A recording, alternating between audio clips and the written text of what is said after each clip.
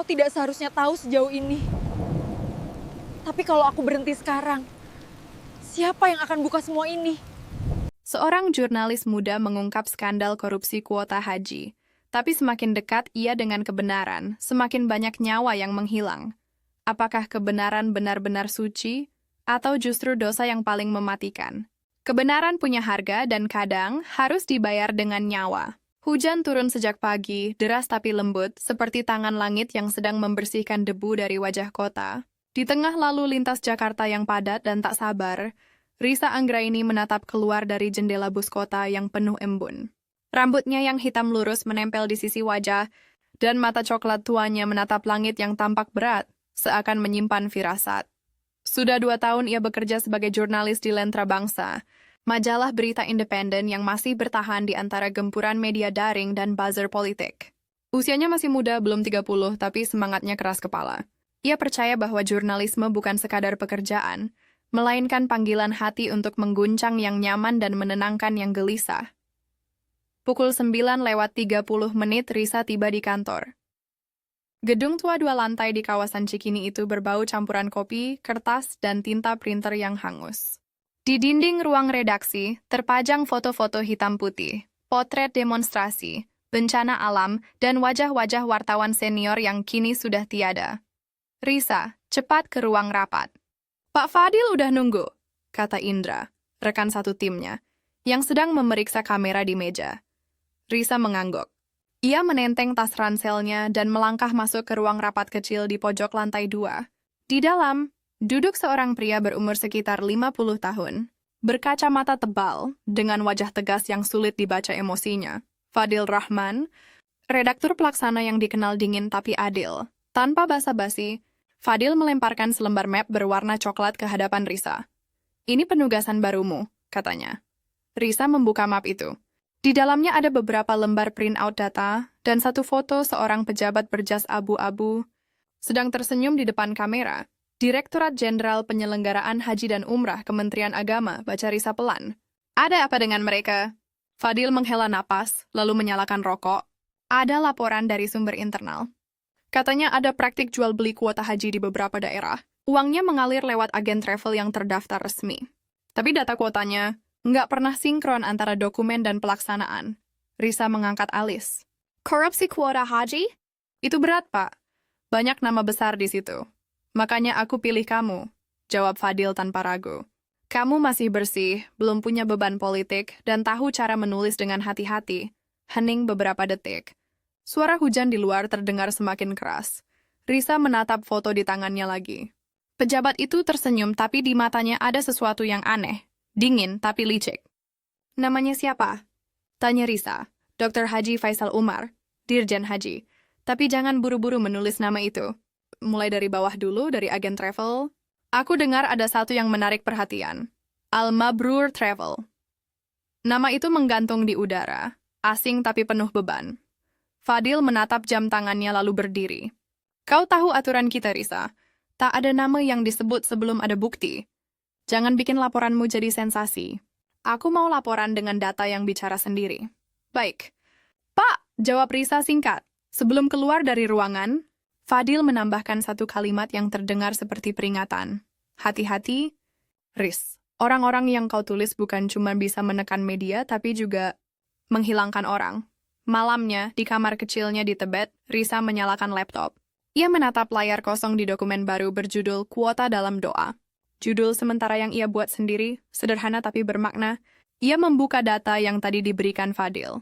Daftar kuota haji tahun ini, nama-nama agen travel, serta rincian pembayaran biaya tambahan. Ia mencocokkan angka-angka itu satu persatu. Namun, ada sesuatu yang ganjil. Beberapa daerah dengan jumlah pendaftar sedikit justru mendapat tambahan kuota besar, sedangkan daerah padat malah kekurangan. Ia berhenti sejenak menatap pola angka itu dengan kening berkerut. Pola ini bukan kebetulan. Pukul 11 malam, hujan belum juga reda. Risa bersandar di kursi, meneguk kopi dingin yang sudah basi rasanya. Matanya lelah tapi pikirannya terus berjalan. Ia membuka situs Al-Mabrur Travel di Pramban. Situsnya tampak mewah dengan slogan besar, Perjalanan Suci, Pelayanan Sepenuh Hati. Namun di bagian bawah, Ia menemukan hal yang aneh. Alamat kantor pusatnya berada di Jalan Sri Gunting nomor 17, Menteng. Tapi saat ia mencoba mencarinya di peta digital, alamat itu menunjukkan rumah kosong dengan papan bertuliskan, dijual cepat. Menarik, gumamnya. Ia mencatat semuanya di buku catatan kulitnya, barang yang selalu ia bawa kemanapun pergi. Tapi baru saja ia menutup laptop, notifikasi pesan masuk muncul di ponselnya. Nomor tak dikenal. Tanpa nama, tanpa foto profil, berhenti menulis tentang Al-Mabrur, Risa. Beberapa kebenaran tidak perlu ditemukan. Jantung Risa berdetak cepat. Tangannya gemetar. Ia menatap layar itu lama, berharap itu hanya lelucon dari teman redaksinya. Tapi perasaannya berkata lain. Ia menoleh ke jendela, di luar hujan masih turun deras. Dan di seberang jalan, di bawah tiang lampu, ia melihat seseorang berdiri mengenakan jas hujan hitam, menatap ke arah apartemennya. Risa menutup tirai dengan cepat. Ia menarik napas panjang, mencoba menenangkan diri. Namun rasa was-was itu tak hilang.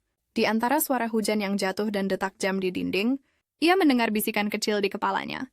Kau baru saja membuka pintu yang seharusnya tetap tertutup. Keesokan paginya, Risa memutuskan untuk mengunjungi kantor Al-Mabrur Travel sendiri. Ia mengenakan pakaian sederhana, kemeja putih, celana hitam, dan sepatu datar, agar terlihat seperti pelanggan biasa. Kantornya terletak di gedung perkantoran kecil di Menteng, berbeda dari alamat situs web.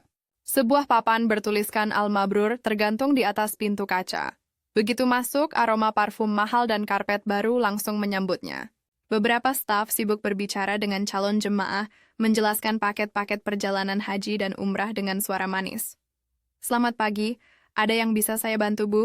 Tanya resepsionis dengan senyum profesional. Saya ingin bertemu dengan Pak Ahmad Saifullah, pemilik Al-Mabrur, jawab Risa sopan. Resepsionis itu sempat tampak ragu, lalu menelpon seseorang. Sebentar ya, saya konfirmasi dulu. Beberapa menit kemudian, seorang pria muncul dari ruangan dalam. Tubuhnya tegap, kulit sawo matang, dengan sorot mata tajam namun menenangkan. Ia mengenakan batik abu tua dan jam tangan perak. Senyumnya tenang, tapi ada sesuatu di baliknya. Sebuah ketenangan yang seperti disusun, bukan alami. Saya Ahmad Saifullah, katanya ramah sambil menjabat tangan Risa.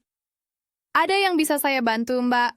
Risa Anggraini, dari Lentera Bangsa, jawab Risa sambil menunjukkan kartu persnya. Senyum Ahmad nyaris tak berubah, tapi sorot matanya menegang sepersekian detik, cepat, tapi cukup bagi Risa untuk melihatnya. Oh, jurnalis ya? Silakan duduk. Tapi sayangnya, kami sedang sibuk melayani pendaftaran. Bisa saya tahu topik liputannya? Kuota haji, jawab Risa tanpa berputar.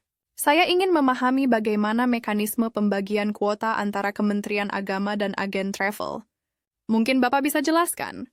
Ahmad menatapnya lama sebelum menjawab. Itu pertanyaan yang sensitif, Mbak Risa. Tapi baiklah, saya bantu semampu saya. Percakapan itu berjalan selama hampir 1 jam. Ahmad menjawab semua pertanyaan dengan sopan, bahkan sedikit berkelit dengan jawaban diplomatis. Namun di beberapa momen, tatapan matanya terasa tajam, seolah sedang menilai apakah Risa benar-benar mencari kebenaran atau hanya sekadar bermain berita. Sebelum Risa pamit, Ahmad berkata pelan, "Kalau kau benar-benar ingin tahu bagaimana dunia ini bekerja, jangan percaya pada angka. Percayalah pada niat di baliknya." Risa terdiam. Kalimat itu melekat di pikirannya bahkan setelah ia keluar dari kantor itu. Malam itu, ketika Risa menulis hasil wawancaranya, pikirannya tak bisa tenang. Ia kembali membuka pesan misterius semalam. Nomor itu masih aktif tapi tak bisa dihubungi. Ia mencoba melacaknya lewat aplikasi. Tapi nihil jautan hujan kembali turun, lebih deras dari kemarin. Di luar jendela, kilatan petir sesekali menyambar langit. Dan di antara gemuruh hujan itu, Risa tiba-tiba menyadari sesuatu. Alamat di data kementerian dan alamat kantor Al-Mabrur yang baru ia datangi tidak cocok. Yang satu di Menteng Selatan, yang lain di Menteng Utara. Perbedaan kecil, tapi cukup untuk membingungkan sistem pencatatan. Ia menatap catatannya, lalu menulis satu kalimat di bawahnya. Ada yang menyembunyikan sesuatu, dan aku akan menemukannya. Namun sebelum sempat menyimpan dokumennya, pesan lain masuk. Nomor yang sama, kau tidak mengerti, Risa. Beberapa pintu, sebaiknya tidak kau buka sendirian. Lampu kamar tiba-tiba berkedip. Lalu mati, gelap. Hanya suara hujan dan jantung yang berdetak. Dan di dalam kegelapan itu, Risa tahu perjalanan menuju kebenaran baru saja dimulai. Langit pagi di Jakarta tampak pucat keperakan. Hujan semalam meninggalkan genangan di jalanan dan bau tanah basah yang menempel di udara. Risa duduk di ruang kerja kecilnya di kantor Lentera Bangsa, menatap layar laptop yang menampilkan lembaran data Excel. Daftar alokasi kuota haji dari berbagai provinsi. Angka-angka di sana tampak seperti barisan kode rahasia. Tapi bagi Risa, setiap angka selalu punya cerita. Ia memegang cangkir kopi yang sudah dingin dan berkata pelan pada dirinya sendiri, ada yang tidak beres. Ia melihat pola. Provinsi dengan jumlah penduduk muslim sedikit justru mendapat tambahan kuota, sementara daerah padat malah kekurangan. Bahkan ada 2 agen travel yang memperoleh porsi luar biasa besar dibandingkan yang lain. Salah satunya Al-Mabrur Travel. Nama itu kini menjadi titik pusat dari semua kejanggalan. Risa menghela napas panjang, lalu menulis di catatan kulitnya. Kuota naik tanpa dasar logis. Diduga ada intervensi pusat. Al-Mabrur dan Nurul Falah Travel terima tambahan terbesar. Cari keterkaitan. Ia menutup laptop dan berdiri, mengambil jaket hitamnya. Hari ini ia akan pergi ke kantor wilayah Kementerian Agama di daerah Cawang untuk meminta data resmi. Tapi jauh di dalam hati ia tahu langkah ini berisiko. Ia ingat pesan ancaman malam itu. Namun ketakutannya kalah oleh rasa penasaran. Gedung Kanwil Kemenak tampak seperti kebanyakan gedung pemerintah lainnya. Kaku, dengan dinding kusam dan lorong-lorong panjang yang berbau arsip lama. Risa menunggu di ruang tamu selama lebih dari 30 menit sebelum akhirnya seorang pegawai perempuan paruh baya memanggilnya masuk ke ruangan kepala subbagian data haji. Silakan. Mbak Risa, ini Pak Budi, kata pegawai itu sopan. Budi, pria berkumis dengan kemeja rapi tapi wajah lelah, mempersilakan duduk. Saya sudah dengar dari pimpinan kalau Mbak mau konfirmasi data. Tapi mohon maaf, sebagian besar data itu bersifat internal. Risa tersenyum kecil. Saya paham, Pak, tapi ini hanya untuk verifikasi, bukan publikasi langsung. Kami sedang menulis laporan tentang efektivitas distribusi kuota. Budi menatapnya lama, seolah menimbang apakah jurnalis muda di hadapannya bisa dipercaya. Akhirnya ia berdiri dan mengambil beberapa berkas dari laci. Baiklah. Tapi tolong jaga kerahasiaannya. Ia menyerahkan 2 lembar salinan tabel alokasi kuota dan surat perintah penambahan kuota tambahan untuk penyesuaian wilayah. Risa membacanya cepat. Pak, di sini tertulis ada tambahan 1.000 jamaah untuk Provinsi Kalimantan Timur, padahal daftar tunggu mereka tidak setinggi provinsi lain. Mengapa? Budi menunduk lalu menjawab pelan. Perintah dari pusat, Mbak. Kami hanya melaksanakan. Dari siapa? Langsung dari Dirjen. Tapi saya tidak tahu prosesnya seperti apa. Risa mengangguk pelan. Ia tahu jawaban itu bukan berarti tak tahu. Hanya tak berani bicara lebih. Sebelum pergi, Budi berbisik pelan. Kalau Mbak benar-benar ingin tahu, coba cek laporan tender tahun lalu. Di situ semua berawal. Kata-kata itu tertanam kuat di kepala Risa sepanjang perjalanan pulang. Sore hari, ia kembali ke kantor dan membuka arsip daring pengadaan Kementerian Agama. Ia mencari daftar tender pengelolaan haji selama 2 tahun terakhir. Hasil pencarian menampilkan ratusan dokumen, tapi satu hal menarik perhatiannya. Al-Mabrur Travel terdaftar sebagai pemenang tender, kerjasama transportasi dan akomodasi haji non-kuota. Di 3 provinsi sekaligus. Terlalu banyak untuk ukuran satu perusahaan. Ini bukan kebetulan, gumamnya. Ia membuka setiap dokumen dan mencatat tanggal, nilai kontrak, serta tanda tangan pejabat penanggung jawab. Semua ditandatangani oleh pejabat yang sama. Dr. H. Faisal Umar. Nama yang disebut Fadil kemarin. Risa mulai merasakan sensasi dingin di punggungnya. Seperti seseorang baru saja menyentuh tengkuknya. Ia menatap layar, lalu menulis satu kalimat di bawah catatannya. Faisal Umar dan Al-Mabrur, hubungan lebih dari sekadar mitra bisnis. Ia menatap jam di dinding. Hampir pukul 6 sore. Redaksi mulai sepi, hanya terdengar suara printer dan langkah kaki yang sesekali lewat. Saat ia bersiap pulang, ponselnya bergetar, nomor tak dikenal lagi. Tapi kali ini pesannya berbeda. Kau melihat data yang tak seharusnya dilihat. Berhentilah. Mereka tidak akan memperingatkan 2 kali. Risa menelan ludah. Ia menatap sekeliling ruangan kosong itu. Jendela kaca di belakangnya memantulkan siluet samar tubuhnya sendiri. Tapi ia cemerse. Ada bayangan lain di sana. Ia segera mematikan laptop dan keluar. Udara malam menusuk, tapi pikirannya semakin panas. Ia merasa diawasi. Setiap langkah di trotoar terdengar menggema lebih keras dari biasanya. Namun sesampainya di halte, seseorang menghampirinya, seorang pria dengan payung hitam dan wajah yang tak asing. "Sendirian, Mbak Risa?" Suara itu lembut tapi jelas. Risa menatapnya dan sedikit tersentak. "Pak Ahmad?" Ahmad Saifullah tersenyum tenang di bawah rinai hujan. "Saya kebetulan lewat. Dunia sempit, ya?" Risa menatapnya curiga. "Dunia ini terlalu sempit untuk kebetulan, Pak." Ahmad terkekeh pelan. Tajam juga insting wartawan muda ini. "Tapi sungguh, saya tidak sedang mengikuti Anda." Ia mengangkat payung, menawarkannya. "Kalau tidak keberatan, saya antar ke tempat yang aman." Hujan di Jakarta sering membawa lebih dari sekadar air. Risa menatapnya sejenak. Ada sesuatu pada nada suara Ahmad. Bukan ancaman, tapi peringatan yang tulus. Akhirnya ia mengangguk. Mereka berjalan berdampingan di bawah payung yang sama, melewati trotoar sempit di antara deretan toko yang mulai tutup. "Jadi," kata Ahmad tiba-tiba, "Anda sudah menemukan sesuatu?" Risa menatapnya tajam. Seorang jurnalis tak pernah memberi bocoran kepada narasumber. Ahmad tersenyum tipis. "Benar, tapi terkadang narasumber juga bukan sekadar informan." Kalimat itu menggantung di udara. Risa tak menjawab. Mereka terus berjalan dalam diam sampai tiba di sebuah kedai kopi di pojokan jalan. Ahmad memesan 2 cangkir kopi hitam, lalu duduk di meja paling pojok. Lampu gantung di atas mereka redup, menimbulkan suasana seperti ruang interogasi. "Dunia haji itu rumit, Mbak Risa," kata Ahmad setelah beberapa saat.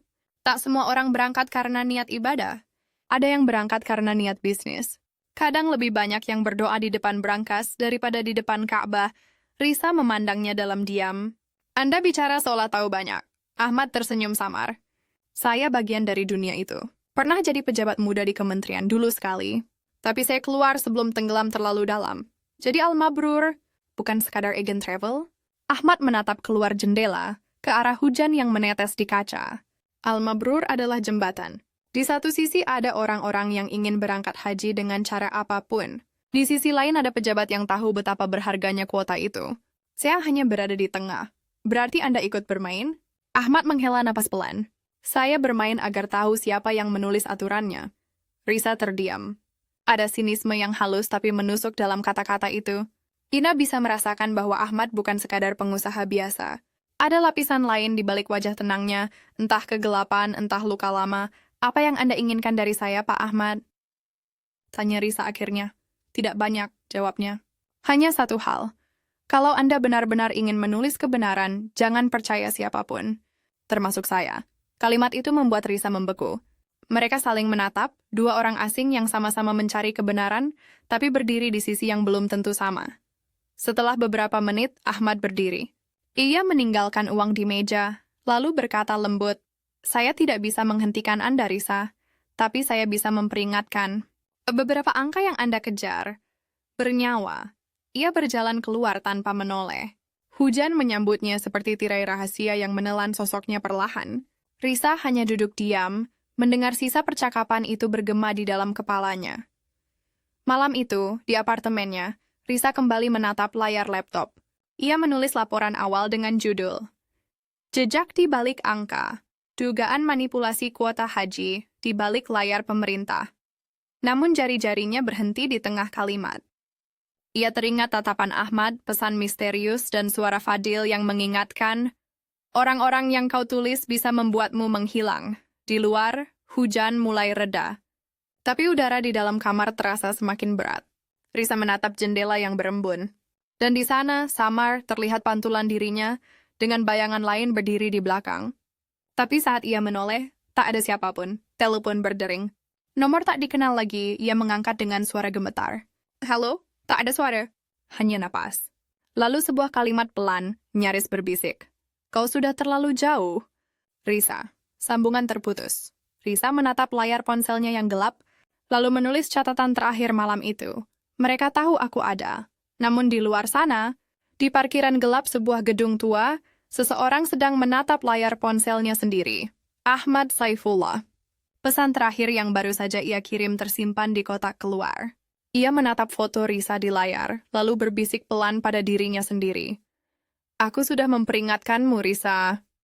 Tapi kau terlalu mirip denganku dulu. Malam itu, Jakarta seperti menelan dirinya sendiri. Hujan belum berhenti sejak senja, membuat seluruh kota tampak seperti bayangan cair yang terus bergerak. Jalanan memantulkan cahaya lampu mobil yang melintas, membentuk garis-garis cahaya yang menari di aspal basah. Dan di tengah semua itu, Risa Anggraini duduk di ruang kerjanya, sendirian. Suara tetes air dari ventilasi terdengar samar, beriringan dengan bunyi kipas angin tua yang berdecit. Layar laptopnya menampilkan draft artikel yang belum rampung. Judul sementaranya Kuota dan Kegelapan. Siapa yang memegang kunci surga? Ia menatapnya lama. Kata-kata terasa berat, seolah menuntut keberanian yang lebih besar dari yang ia miliki. Sudah 3 hari sejak pertemuannya dengan Ahmad Saifullah di kedai kopi itu. Sejak hari itu pula, Risa merasa langkah-langkah asing mengikuti setiap geraknya. Mungkin hanya perasaan, mungkin juga bukan. Tapi satu hal yang ia tahu, setiap kali ia membuka laptop, ia merasa seperti sedang diawasi dari balik layar. Pukul 22:15, ponselnya berdering. Nomor tak dikenal lagi, ia diam sejenak lalu mengangkat. Halo, tak ada suara. Hanya deru napas berat di ujung sana. Lalu sebuah kalimat lirih, dingin, tanpa emosi. Kau menulis tentang hal yang tak seharusnya. Klik. Sambungan terputus, Risa mematung. Napasnya tercekat, jantungnya berdegup kencang. Ia menatap sekeliling kamar kecilnya, dinding putih, meja kayu, tirai biru tua. Semuanya tampak sama, tapi suasananya berubah. Seolah udara di ruangan itu ikut mengawasi. Ia segera mematikan ponsel, menutup laptop, dan merapatkan tirai. Tapi saat hendak beranjak ke kamar mandi, ia mendengar suara klik kecil dari pintu depan. Suara kunci, atau seseorang mencoba membukanya dari luar. Tubuhnya membeku. Risa menahan napas, mengambil benda pertama yang bisa digapai. Sebuah payung besi di dekat pintu kamar. Ia berdiri dalam gelap, menunggu. Beberapa detik terasa seperti menit. Lalu, sunyi. Hanya suara hujan. Pelan-pelan ia berjalan mendekat ke pintu. Tidak ada tanda apapun. Tapi di bawah celah pintu ada bayangan, cepat bergerak ke kiri, lalu hilang. Risa tak tidur malam itu. Ia hanya duduk di pojok kamar, memeluk lutut, menatap pintu, dan mendengarkan suara hujan yang seolah berubah menjadi bisikan. Keesokan harinya, wajahnya pucat saat tiba di kantor. Indra, rekan kerjanya, langsung memperhatikan. Riz, kamu nggak apa-apa? Kamu kayak baru keluar dari film horor. Canda Indra setengah serius. Risa mencoba tersenyum, tapi gagal. Ada yang aneh semalam, aku ngerasa ada orang ngikutin. Indra langsung berhenti tertawa. Kamu lapor ke Pak Fadil aja. Ini serius, Risa mengangguk. Iker berjalan ke ruang redaksi utama. Fadil sudah di sana, sedang menatap layar monitor dengan kening berkerut. Pak, katanya pelan. Septi dapat ancaman lagi. Dan saya yakin seseorang mencoba masuk ke apartemen saya semalam. Fadil menatapnya dengan ekspresi khawatir yang jarang terlihat. Kau yakin? Risa mengangguk. Saya dengar jelas suara kunci pintu. Fadil menghela napas panjang. Baik. Untuk sementara, kamu jangan pulang ke apartemenmu dulu. Kita punya kamar kosong di lantai atas. Tidur di sini saja sampai situasi aman. Pak, saya masih mau lanjut liputannya. Fadil menatapnya tajam. Risa, ini bukan cuma liputan biasa. Kau sudah menginjak ranah yang sangat berbahaya. Ini bukan soal berita lagi, tapi nyawa. Risa diam, tapi matanya menunjukkan sesuatu yang keras kepala. Kalau saya berhenti sekarang, mereka menang. Fadil hanya bisa menatapnya lama. Lalu dengan suara yang lebih lembut, ia berkata, baiklah, tapi mulai sekarang, kau tidak sendirian. Indra akan ikut setiap kali kau turun ke lapangan. Dan Risa, ia menatap langsung ke matanya. Jangan percaya siapapun. Sore itu, Risa dan Indra pergi ke salah satu kantor cabang Al-Mabrur Travel di daerah Depok. Kantor itu jauh lebih kecil dari yang di Menteng. Hanya 2 ruangan dan beberapa pegawai muda. Risa berpura-pura menjadi calon jamaah yang ingin mendaftar. Kalau ingin berangkat tahun depan, harus daftar dari sekarang. Kata pegawai itu dengan ramah. Kuotanya terbatas, Bu, tapi kalau ingin jalur cepat, kami bisa bantu. Ada program khusus. Program khusus? Tanya Risa. Pura-pura tertarik, pegawai itu tersenyum samar. Ya, lewat jalur mitra kementerian. Biayanya memang sedikit lebih tinggi, tapi pasti berangkat. Risa mencatat cepat dalam pikirannya. Jalur mitra kementerian. Itu kata kunci. Tapi sebelum sempat bertanya lebih lanjut, seorang pria masuk ke ruangan belakang dan memanggil pegawai itu. Suaranya tegas, jangan banyak bicara. Risa hanya sempat melihat sekilas wajah pria itu. Rambut disisir rapi, kumis tipis, dan tatapan yang menusuk.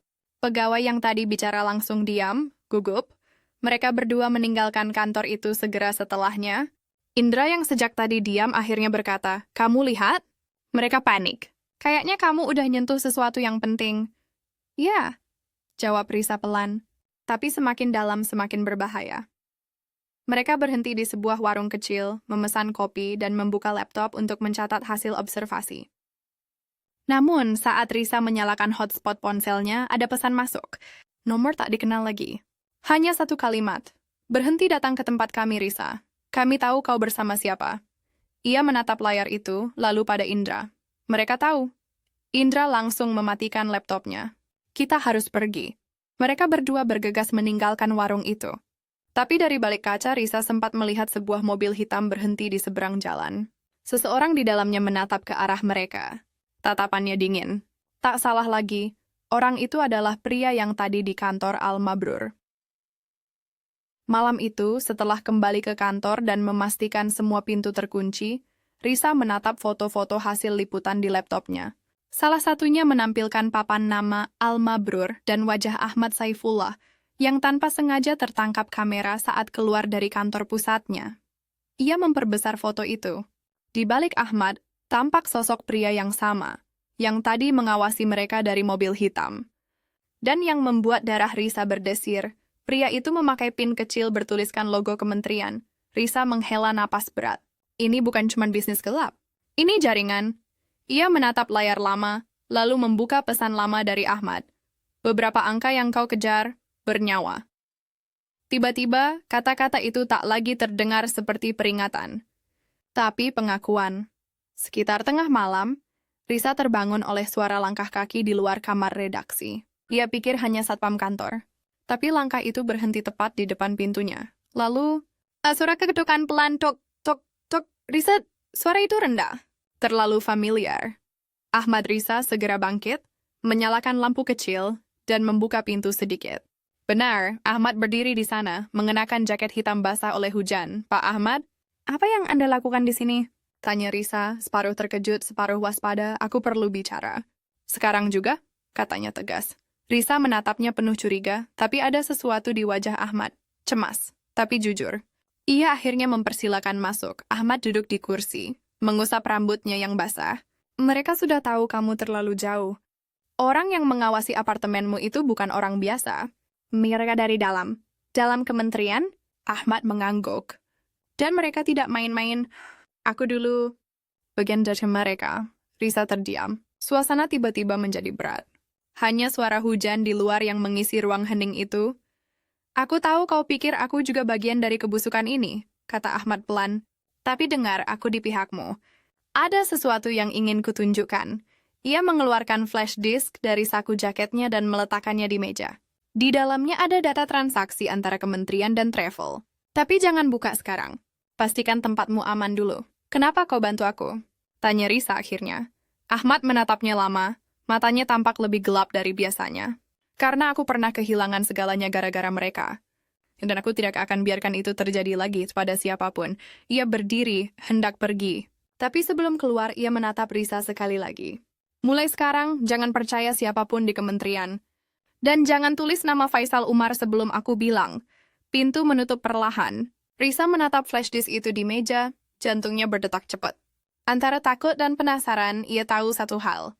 Apapun yang ada di dalam benda kecil itu bisa mengguncang negeri ini. Ia memandang keluar jendela.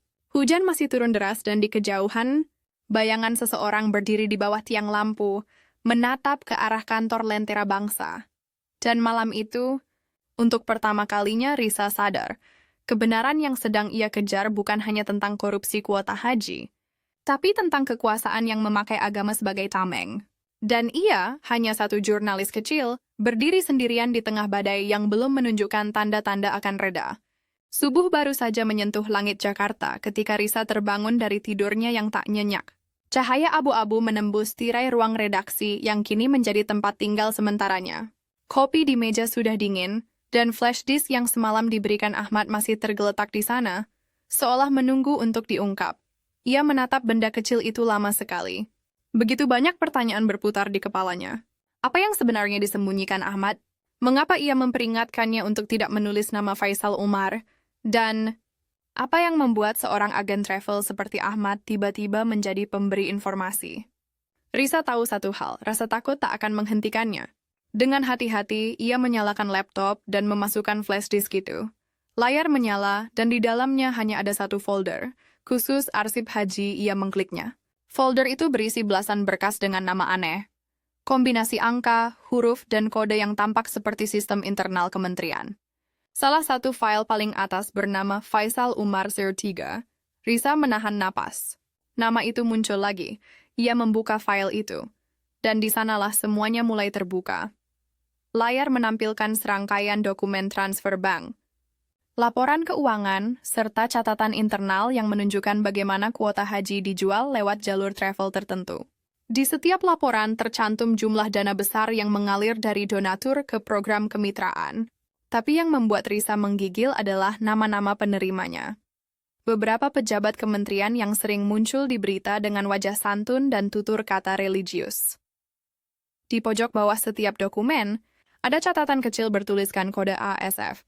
Inisial Ahmad Saifullah. Risa tertegun. Apa ini berarti Ahmad juga bagian dari sistem itu? Sebelum ia membocorkannya, pukul 9 pagi, Ahmad datang ke kantor Lentera Bangsa dengan wajah lelah. Jaket hitamnya masih sama seperti semalam. Ia melihat Risa yang duduk di depan laptop, tampak serius. "Kau sudah lihat isinya?" Tanyanya langsung. Risa menatapnya. "Sudah, dan aku punya banyak pertanyaan." Ahmad duduk di seberang meja. Tatapannya dalam, tapi tidak menghindar. "Aku tahu, tapi dengarkan dulu sebelum kamu menarik kesimpulan." "Baik. Jelaskan, Ahmad," kata Risa tegas. "Apa maksud kode ASF di bawah dokumen itu?" Ahmad menarik napas panjang. "Itu tandaku dulu. Aku pernah jadi bagian dari proyek audit internal kementerian. Tugasku adalah memeriksa kelayakan mitra travel. Tapi saat aku menemukan ketidakwajaran dalam aliran dana, mereka..." Ia terdiam sebentar, suaranya melemah. "Mereka menyingkirkan aku. Aku kehilangan posisiku dan hampir kehilangan keluarga." Risa diam, menatapnya dengan campuran empati dan kecurigaan. "Lalu kenapa sekarang kamu bantu aku?" Ahmad menatap langsung ke matanya. "Karena aku tidak bisa hidup dengan diam saja. Aku tahu apa yang mereka lakukan. Dan aku tahu, kalau tidak ada yang berani membuka ini, ribuan orang akan terus jadi korban." Suasana hening sejenak. Hanya suara printer di sudut ruangan yang berderit pelan. Risa mengangguk. "Kalau seperti itu, kita mulai dari mana?" Beberapa jam kemudian, mereka berada di sebuah kafe kecil di daerah Tanah Abang. Tempat yang strategis, ramai, dan cukup bising untuk membicarakan hal berbahaya tanpa menarik perhatian. Ahmad membuka laptopnya, menampilkan peta relasi aliran dana. Ada 3 nama utama yang menjadi pusat jaringan. Faisal Umar, pejabat kementerian, Kepala Biro Haji Luar Negeri, Tarmizi Hanafiah, pengusaha travel, pemilik Al-Mabrur, Hasanuddin Malik. Anggota tim pengawas proyek keagamaan. "Ketiganya ini kunci," kata Ahmad. "Mereka bekerja seperti segitiga. Faisal yang atur kuota, Tarmizi yang jual, dan Hasanuddin yang lindungi dari dalam. Dan kamu?" tanya Risa lirih. "Aku dulu hanya alat.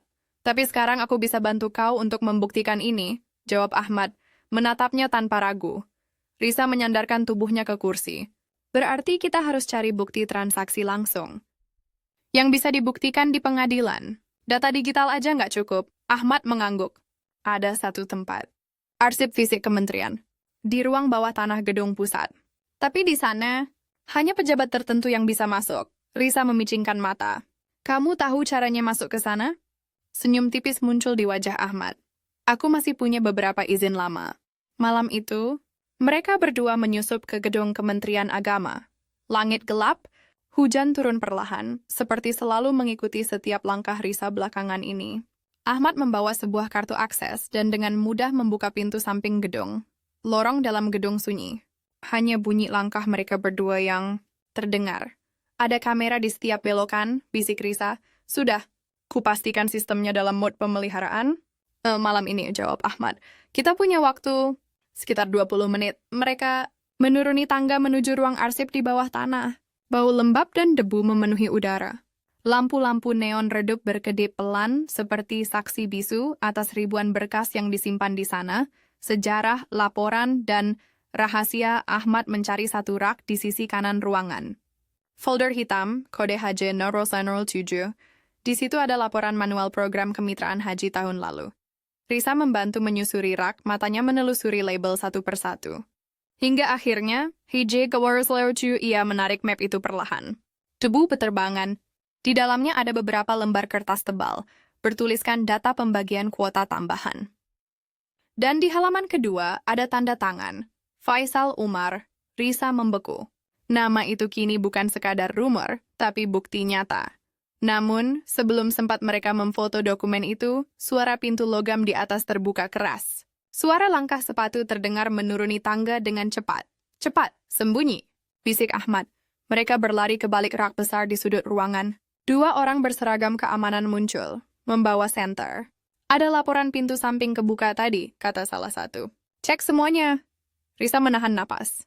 Cahaya senter bergerak mendekat, menyapu dinding, meja, rak, lalu berhenti hanya beberapa sentimeter dari wajah Risa. Ia bisa merasakan jantungnya hampir meloncat dari dada. Tapi sebelum penjaga itu sempat melihat lebih jauh, ponselnya berdering. Pak Faisal minta laporan sekarang juga, ayo cepat, kata suara di seberang. Kedua penjaga itu pun pergi terburu-buru. Risa hampir roboh karena lega. Ahmad membantu menegakkan map di tangannya.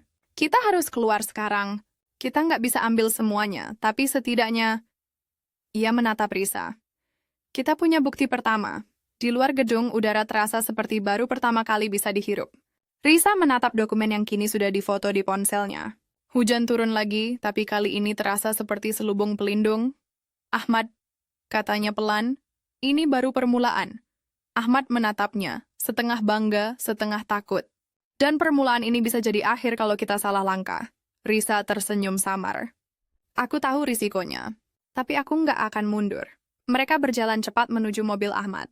Dari kejauhan, seseorang di dalam mobil hitam memotret mereka diam-diam. Lampu kilat kamera ponsel menyala sebentar, lalu padam lagi. Pagi harinya, berita kecil muncul di media sosial. Pintu samping Kementerian Agama didapati terbuka malam tadi. Belum diketahui penyebabnya, tak ada yang tahu siapa pelakunya. Tapi bagi Risa dan Ahmad itu bukan sekadar berita ringan.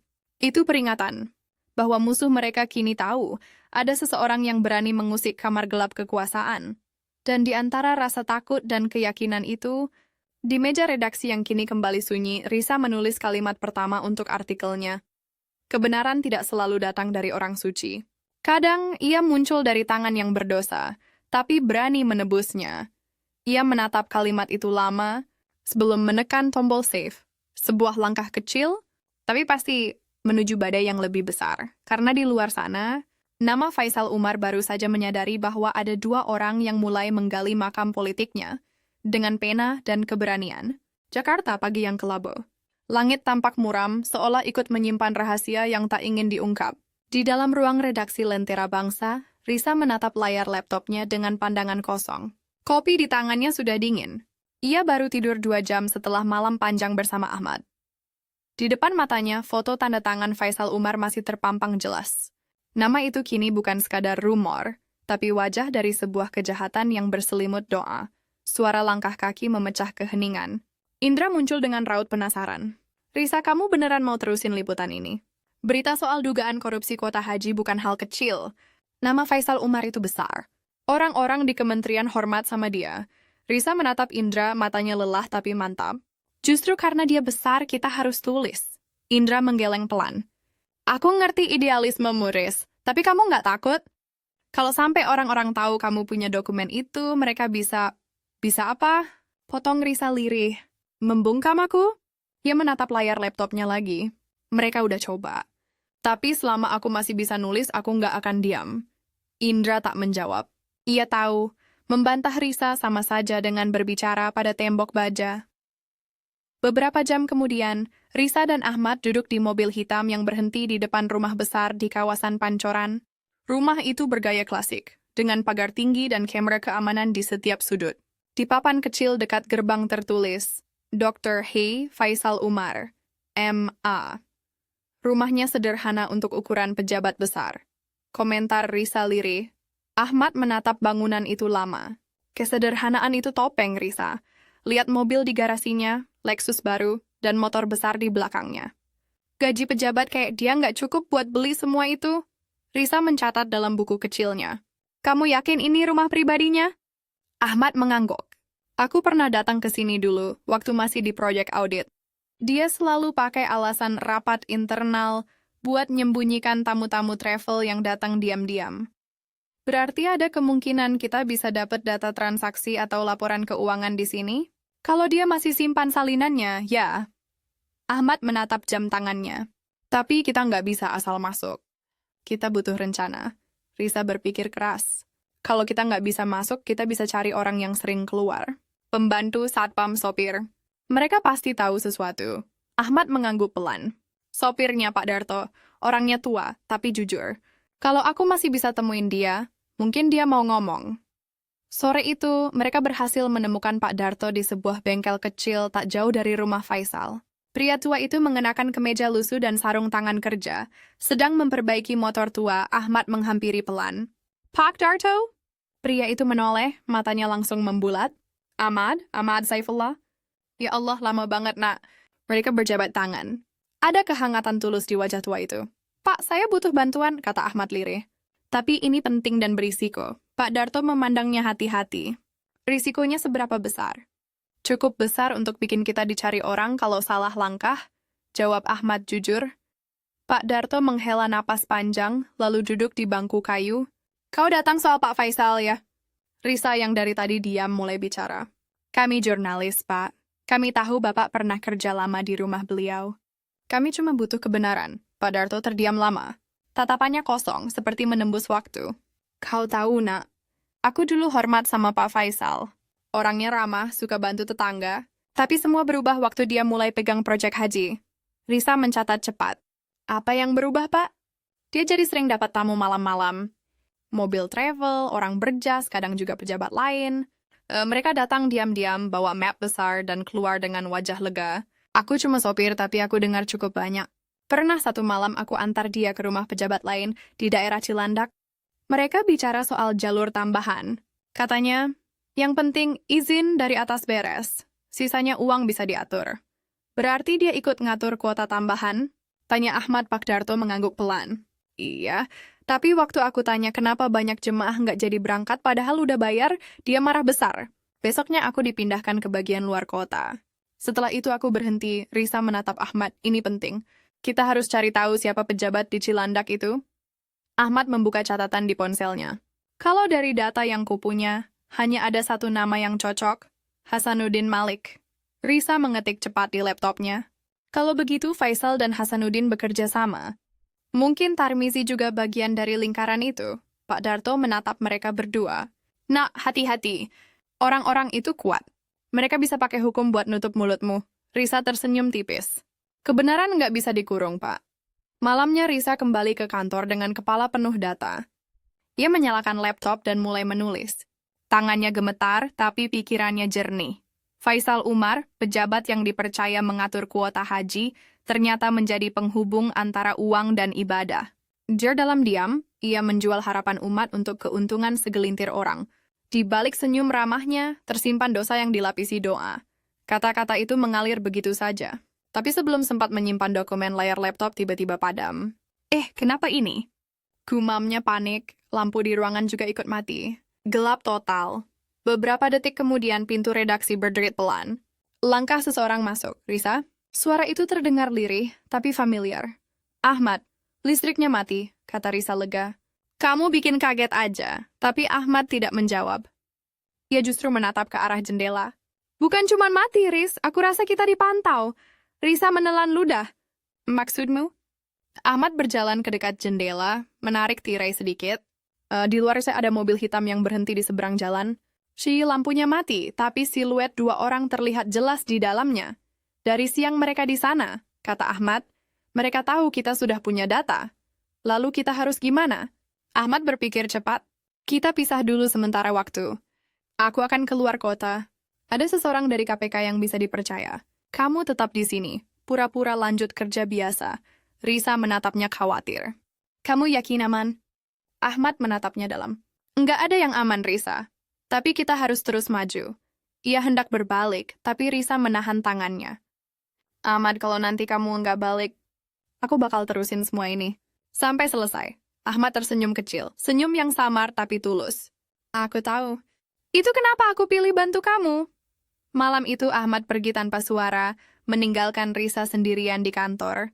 Dan untuk pertama kalinya, Risa merasakan sepi yang bukan sekadar sunyi. Sepi yang penuh ancaman. 3 hari kemudian, sebuah email masuk ke alamat redaksi Lentera Bangsa. Pengirimnya tanpa nama. Subjeknya hanya satu kata. Jangan cari aku. Isi pesannya membuat darah Risa membeku. Ahmad Saifullah ditahan oleh pihak berwenang karena dugaan kebocoran data rahasia negara. Jangan ikut campur atau kamu berikutnya. Risa menjatuhkan ponselnya. Tangannya gemetar, matanya panas. Tidak. Ini nggak mungkin. Ia membuka berkas terakhir dari flash disk Ahmad, dan di dalamnya ada rekaman suara. Suara Ahmad lirih tapi tenang. Kalau kau dengar ini berarti mereka sudah dapat aku. Jangan berhenti, Risa. Di balik nama Faisal ada nama lain yang lebih tinggi.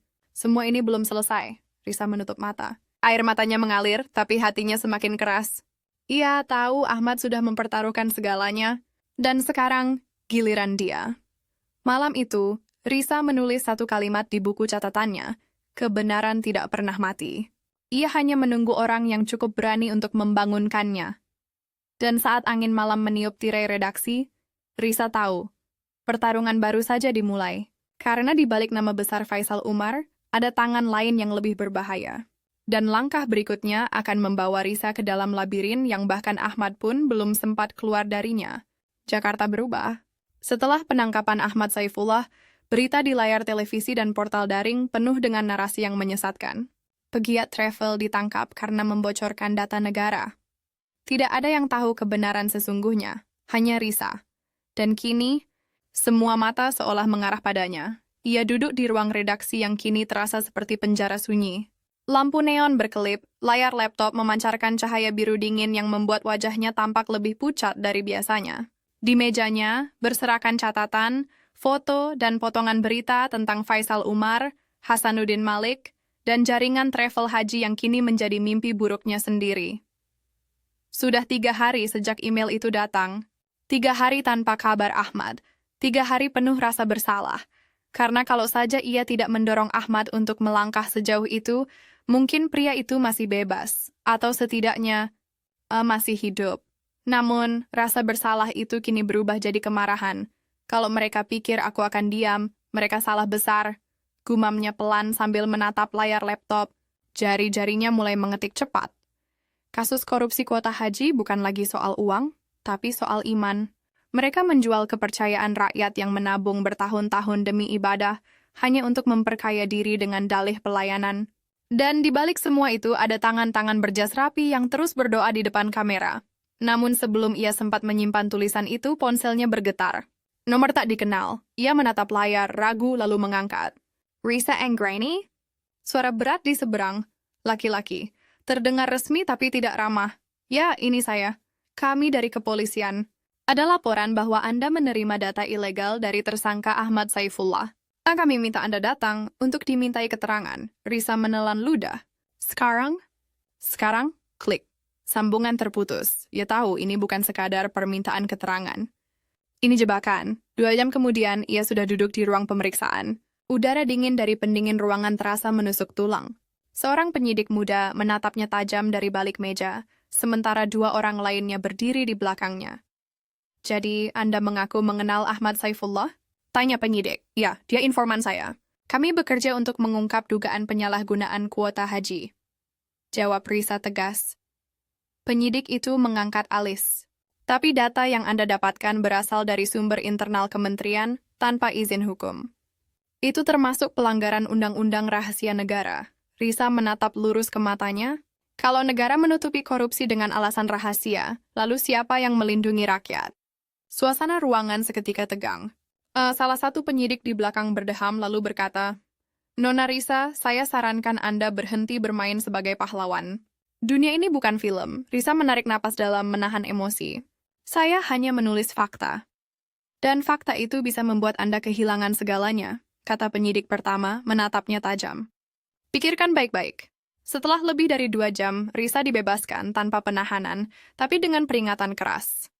Ia keluar dari gedung itu dengan langkah gontai, merasa seperti seluruh dunia memandangnya dengan curiga. Namun di parkiran, seseorang mendekat dengan langkah cepat. Pria muda, berpakaian rapi, tapi wajahnya tegang. "Mbak Risa, ya?" Pria itu menatap sekeliling sebelum bicara pelan. "Saya dari internal KPK, Ahmad Saifullah." "Masih hidup?" Risa langsung terdiam. "Apa?" "Kami simpan dia di tempat aman. Tapi situasinya rumit. Ada pihak dari kementerian yang ingin bungkam dia sebelum kesaksiannya keluar. Dia minta saya sampaikan ini pada Anda." Pria itu mengeluarkan amplop kecil. "Ini dari Ahmad." Risa mengambilnya dengan tangan gemetar. Dia bilang, kebenaran ada di folder bernama Safa Marwah.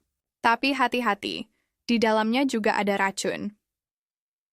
Sebelum Risa sempat bertanya lebih lanjut, pria itu sudah berbalik dan pergi ke arah mobil hitam yang menunggu di ujung jalan. Risa menatap amplop itu lama. Tangannya dingin, jantungnya berdetak cepat. Malam itu, ia kembali ke kantor dan membuka amplop tersebut.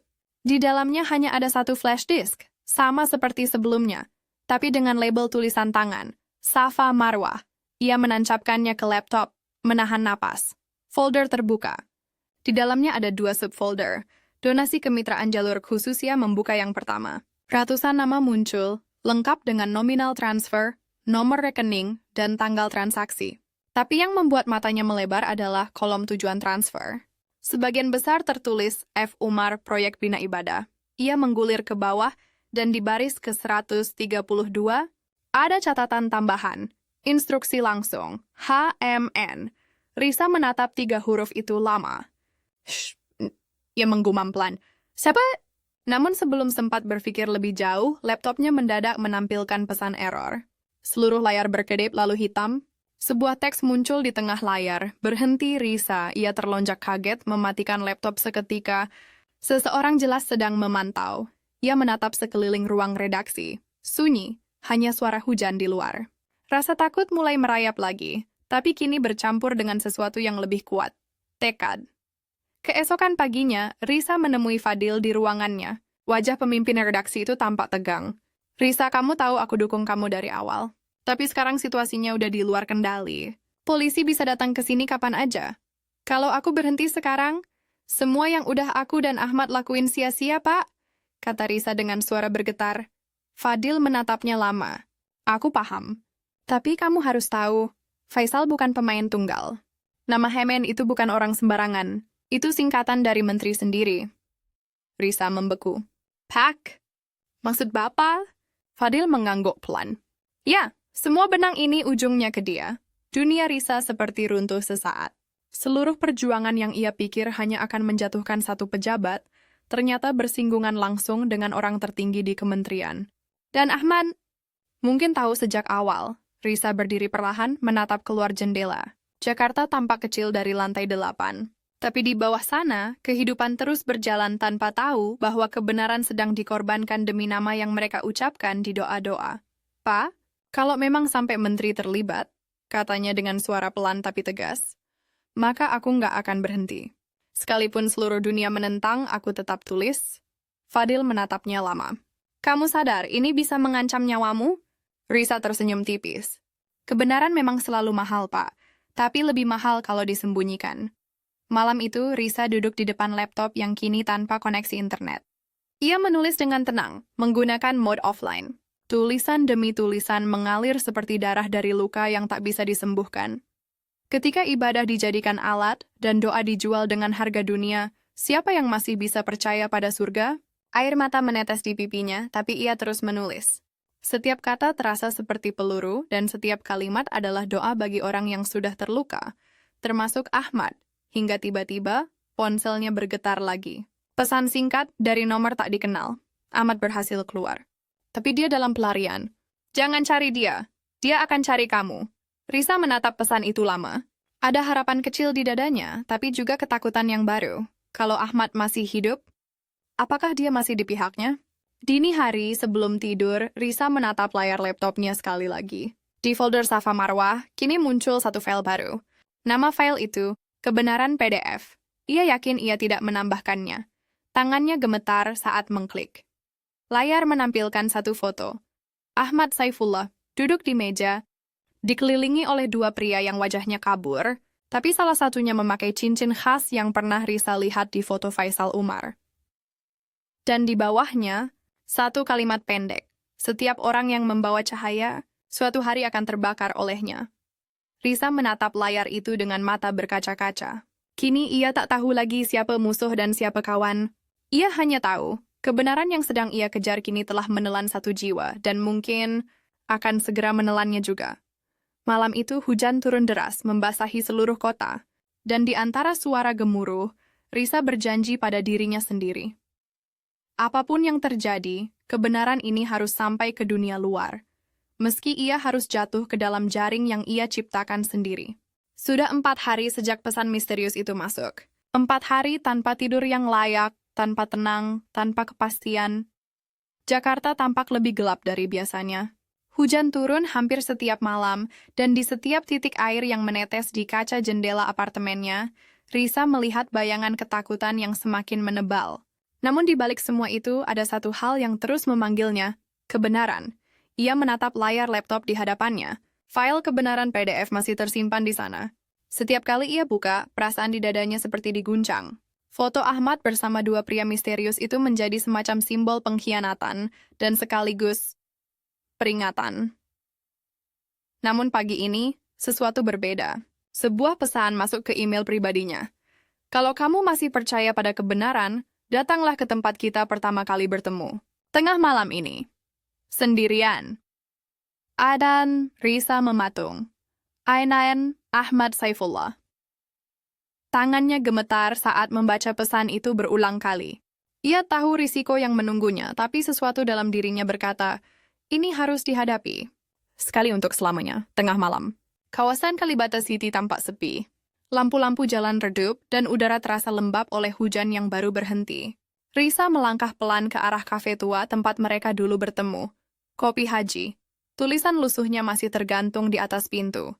Ia masuk, langkahnya bergetar. Di dalam hanya ada satu meja yang lampunya menyala. Dan di sana, duduk Ahmad, rambutnya lebih panjang, wajahnya tirus, tapi sorot matanya masih sama. Tajam, tenang, dan misterius. Ketika pandangan mereka bertemu, waktu seperti berhenti.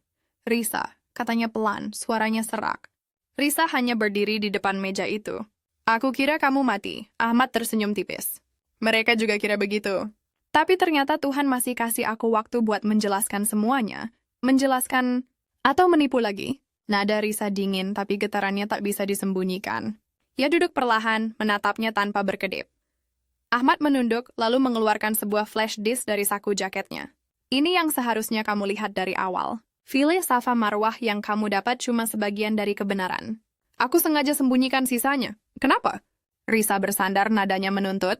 Kau hampir bikin aku ditangkap. Aku difitnah, kantorku diawasi, dan hidupku hancur. Untuk apa semua ini? Ahmad menatapnya lekat-lekat. Karena aku nggak bisa percaya siapapun. Termasuk kamu, Risa membeku. Kata-kata itu menamparnya lebih keras dari apapun. Mereka terdiam lama. Di luar, angin berdesir membawa aroma tanah basah. Ahmad akhirnya berbicara lagi. Risa, kamu tahu nggak kenapa aku bisa masuk sedalam itu ke jaringan Faisal Umar? Risa diam. Karena aku dulu bagian dari mereka. Ucapan itu membuat dada Risa seakan berhenti berdetak. Kata-kata Ahmad menggantung di udara, dingin dan tajam. Aku dulu agen travel yang ikut jual kuota, lanjut Ahmad pelan. Aku lihat sendiri bagaimana orang-orang yang udah menabung puluhan tahun harus menunggu karena kuotanya dijual ke pihak yang bisa bayar lebih. Aku muak. Itu sebabnya aku gabung dengan KPK. Aku pikir, dengan menyamar, aku bisa menebus dosa-dosa lamaku. Risa menatapnya lama, matanya basah, tapi suaranya tetap tegas. Jadi, semua ini bentuk penebusan dosa? Ya. Tapi dengan mengorbankan aku? Ahmad menunduk. Kamu nggak ngerti, Riz. Kalau aku buka semuanya waktu itu, aku bisa mati. Dan kamu bisa ikut terbunuh. Mereka bukan pejabat biasa. Mereka punya tangan di semua tempat. Polisi, media, bahkan KPK sendiri. Risa berdiri, suaranya bergetar. Kau pikir aku peduli nyawaku lebih berharga dari kebenaran? Aku udah kehilangan semuanya, Ahmad. Tapi satu hal yang enggak bisa aku biarkan. Jadi bagian dari kebohongan? Ahmad menatapnya, matanya memerah. Kau pikir aku enggak kehilangan apa-apa? Aku kehilangan istri anakku. Semua karena mereka. Aku cuma ingin menjatuhkan mereka tanpa harus kehilangan orang lain lagi. Keduanya terdiam lama. Suara hujan kembali terdengar pelan, seperti bisikan dari masa lalu. File di flash disk ini, kata Ahmad akhirnya, isi lengkapnya bisa menjatuhkan menteri. Tapi begitu kau publikasikan, nama aku juga akan muncul di sana. Dan itu berarti aku mati. Risa menatap flash disk itu. Benda kecil, tapi beratnya seperti seluruh dunia. Aku nggak minta kamu tutupin kejahatan, kata Ahmad lirih. Aku cuma minta, kalau kau harus memilih, pilihlah cara yang nggak membunuh semua orang. Risa memejamkan mata. Air matanya menetes tanpa bisa ditahan. Kau minta aku bohong. Aku minta engkau bijak. Suasana hening. Kafe itu seakan menahan napas bersama mereka. Malam semakin larut. Mereka berjalan keluar tanpa bicara. Di trotoar basah, lampu jalan memantulkan cahaya kuning samar. Ahmad menatap langit lalu berkata pelan, kau tahu, Riz. Sejak awal aku tahu kamu beda. Kamu nggak takut kebenaran. Bahkan ketika kebenaran itu menyakitkan. Tapi aku juga tahu, kebenaran tanpa belas kasih bisa jadi senjata yang lebih kejam dari kebohongan. Risa menatapnya. Aku nggak bisa janji apapun, Ahmad. Tapi aku akan cari jalan yang benar. Bukan cuma buatku, tapi buat semua orang yang udah jadi korban. Ahmad mengangguk. Kalau begitu, aku serahkan semuanya padamu. Ia menatap Risa untuk terakhir kali, lalu berbalik dan berjalan menjauh. Langkahnya pelan, tapi mantap. Dan dalam beberapa detik, sosoknya lenyap di balik kabut hujan malam itu. Keesokan paginya, Risa duduk di ruang redaksi dengan flash disk di tangannya. Fadil menatapnya khawatir. Kamu yakin mau buka itu?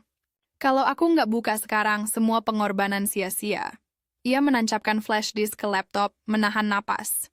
Folder baru terbuka, berisi video, dokumen keuangan, dan rekaman percakapan antara Faisal Umar dengan seorang pria bersuara berat. Risa memutar salah satu file video.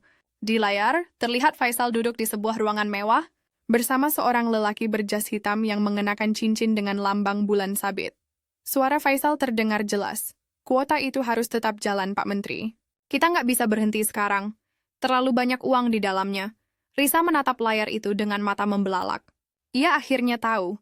Kebenaran yang selama ini ia kejar, benar-benar ada, dan harganya jauh lebih mahal dari yang ia bayangkan. Sore itu, ia menulis artikel terakhirnya. Tangan gemetar, tapi hatinya bulat. Ketika doa menjadi komoditas, dan kesucian dijadikan proyek, maka yang tersisa hanyalah manusia-manusia yang menjual surga untuk menutupi neraka mereka sendiri. Namun kali ini, ia tidak langsung mempublikasikan tulisan itu. Ia mengirimkannya ke dua alamat berbeda. Satu ke redaksi, satu lagi ke portal luar negeri, agar jika sesuatu terjadi padanya, kebenaran tetap hidup. Di luar, langit mulai gelap lagi. Dan untuk pertama kalinya dalam hidupnya, Risa merasa lega, walau ketakutan masih menggantung seperti awan di atas kepalanya. Karena malam ini, ia sudah memilih. Namun sebelum mematikan laptop, satu notifikasi muncul di layar, file tidak dapat dikirim. Akses diblokir oleh administrator sistem. Risa menatap layar itu, wajahnya memucat. Ia mencoba lagi tapi gagal. Kemudian, layar laptop perlahan gelap. Teks putih muncul di tengah layar, sama seperti sebelumnya. Kebenaran bukan untuk semua orang, Risa. Dan di bawahnya, satu kalimat baru muncul. Kita akan bicara lagi. Risa terdiam, napasnya berat, matanya berair. Antara lega dan takut, antara percaya dan ragu. Kebenaran kini bukan lagi hitam dan putih. Ia telah terbelah. Dan ia berdiri di tengah retakannya. Di luar, hujan turun semakin deras. Dan di balik suara deras itu, entah mengapa, Risa merasa seseorang sedang mengawasinya lagi. Malam itu Jakarta tak pernah terasa sedingin ini. Langit gelap, hujan deras turun tanpa jeda, dan kilat sesekali menyambar seperti kilau kamera yang menyorot dosa manusia. Risa duduk di depan jendela apartemennya yang gelap. Hanya diterangi cahaya dari layar laptop yang kini tak bisa diakses. Pesan misterius dari AS terus terngiang di kepalanya. Kita akan bicara lagi. Sudah 2 hari sejak kejadian itu, dan setiap kali ia menyalakan laptop, pesan yang sama muncul tanpa bisa dihapus. Ia sudah mencoba memeriksa ke ahli IT dari kantor. Tapi sebelum mereka sempat melihat isinya, listrik di seluruh gedung padam secara misterius. Risa tahu ini bukan kebetulan. Seseorang sedang mempermainkannya. Atau lebih buruk, memperingatkannya. Keesokan paginya, ia datang ke kantor dengan mata bengkak dan langkah gontai. Di ruang redaksi, suasana tegang. Fadil sedang berbicara serius dengan dua pria berpakaian formal yang tidak dikenalnya. Risa, panggil Fadil pelan. Risa menatapnya curiga. Siapa mereka? Dari siber kepolisian, jawab Fadil. Katanya ada serangan ke server kantor. Semua data kita diretas semalam. Risa merasa dadanya mengencang. Diretas? Salah satu pria itu menatapnya dingin. Ya, kami juga menemukan aktivitas mencurigakan dari akun Anda. Anda terakhir kali mengirim file besar ke luar negeri sebelum sistem down. Risa menatap tajam. Itu file artikel saya, tentang kasus kuota haji. Sayangnya, Nona Risa, pria itu mengangkat alis. File itu berisi data rahasia milik kementerian. Anda bisa dikenai pasal kebocoran dokumen negara. Ruangan mendadak terasa hampa. Fadil mencoba menengahi. Tunggu dulu, ini pasti salah paham, tapi pria itu memotong cepat. Kami hanya menjalankan tugas. Kira Aki membawa laptop Anda untuk pemeriksaan. Risa menatap mereka tajam, tapi tak bisa melawan. Ia menyerahkan laptop itu dengan tangan gemetar. Saat mereka pergi, Fadil menarik napas berat. Riz, sekarang kamu harus hati-hati. Mereka udah tahu kamu terlalu jauh. Risa menatap kosong keluar jendela redaksi. Kalau mereka bisa retas sistem kantor, berarti mereka bisa bunuh kebenaran kapan saja, Pak. Dan juga kamu, jawab Fadil lirih. Sore itu, Risa pulang dengan kepala penuh pikiran. Namun begitu sampai di lobi apartemen, ia melihat sesuatu yang membuatnya berhenti mendadak. Seorang pria berpakaian hitam berdiri di dekat lift. Ia tak menatap langsung, tapi sesuatu dalam tatapannya membuat bulu kuduk Risa meremang. Saat ia berjalan mendekat, pria itu mengeluarkan ponsel, memperlihatkan layar yang menampilkan foto dirinya. Risa, duduk di kafe bersama Ahmad beberapa malam lalu. Siapa kamu? Suara Risa bergetar.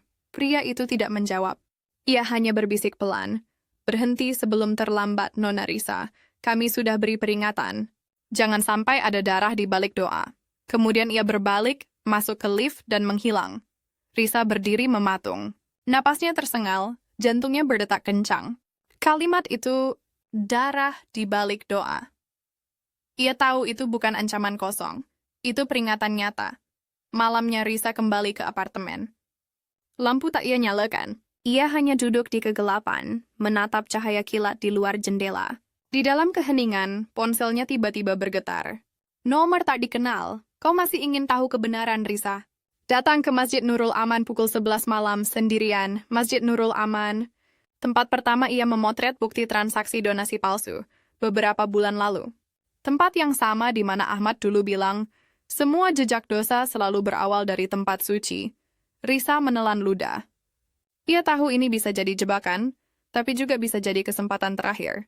Hujan turun ketika ia tiba di sana. Masjid tampak gelap, hanya diterangi cahaya lampu jalan yang berpendar lemah. Ia melangkah masuk dengan hati-hati, sepatu basah menginjak ubin dingin. Suara hujan menggema di atap seng. Lalu, langkah lain terdengar dari arah mihrab. Risa, suara itu membuatnya menahan napas. Dari balik bayangan Ahmad muncul. Wajahnya pucat, matanya merah. Tapi ada sesuatu yang lain, ketakutan. Bukan pada Risa, tapi pada sesuatu yang lebih besar. Kau kirim pesan itu? Tanya Risa pelan. Ahmad menggeleng. Bukan aku. Aku juga dipanggil ke sini. Maksudmu? Sebelum ia sempat menyelesaikan kalimatnya, suara langkah berat terdengar dari luar. Beberapa pria berpakaian gelap masuk dari pintu belakang, membawa senter dan pistol berperedam. Risa membeku. Ahmad refleks menarik tangannya, berbisik, sembunyi. Mereka berlari ke arah ruang wudhu. Napas Risa memburu, suara detak jantungnya hampir menutupi suara hujan.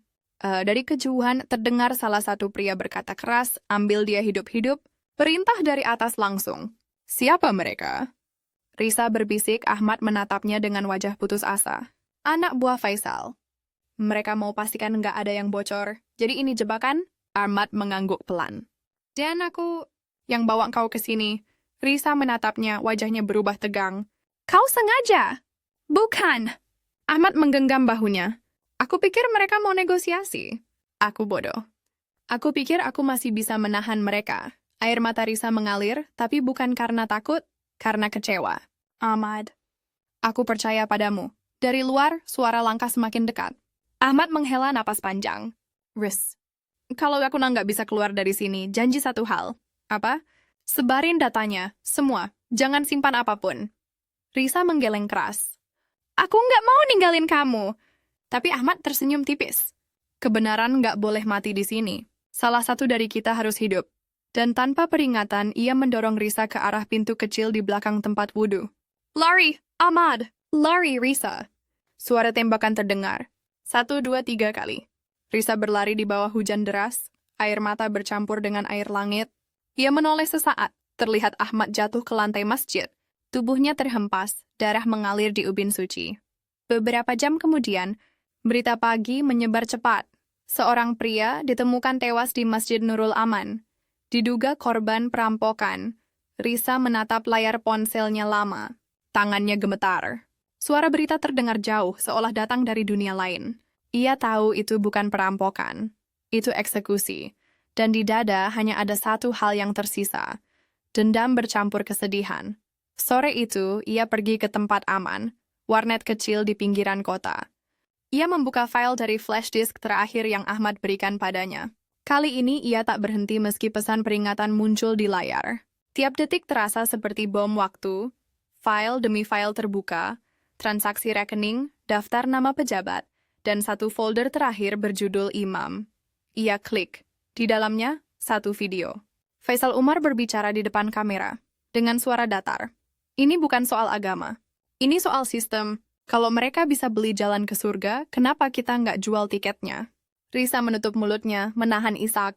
Itu bukti yang tak bisa dibantah lagi. Dengan tangan bergetar, ia menyalin semua data ke server luar negeri. Upload complete, 100%. Namun sebelum ia bisa menutup jendela, layar berkedip.